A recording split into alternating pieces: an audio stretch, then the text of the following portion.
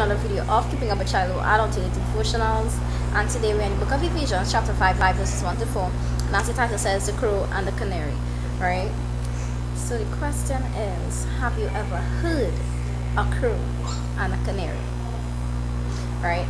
So a crow has a loud and harsh call that could fill a whole neighborhood. A canary, on the other hand, is known for its bright, beautiful song. So two birds, two very different songs. And sometimes our conversations can be like that.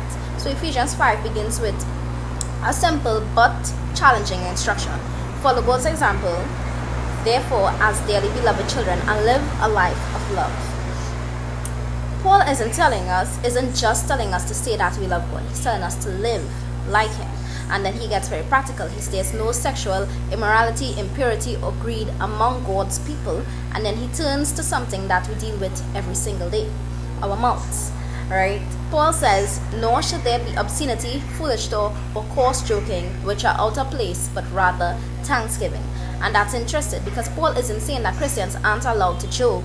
He's saying that our humor, conversations, and words should reflect who we belong to, because words reveal what's happening inside of us. We've talked about that.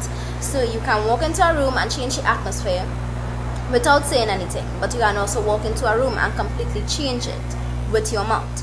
One person brings gossip, another person brings encouragement. One person tears people down, another builds them up. One songs like a crow and the other sings like a canary. Right? So here's the question. What does your voice sound like?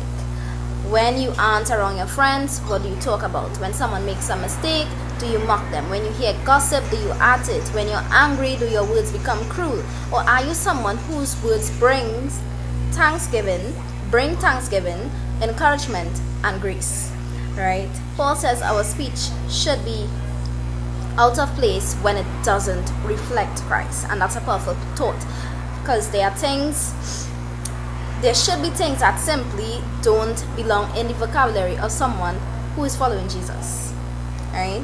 Not because we're trying to look perfect, but because we are becoming different. And Paul gives us something positive to replace the wrong things. Thanksgiving. So instead of tearing down, build up. Instead of complaining, give thanks. Instead of gossiping, pray. Instead of making a joke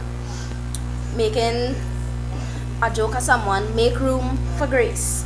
Right? Your mouth is a small part of your body, a very small part of your body, but it can have a very huge impact. So today, before you speak, ask yourself, is this making me sound more like Christ or more like the world, like everybody?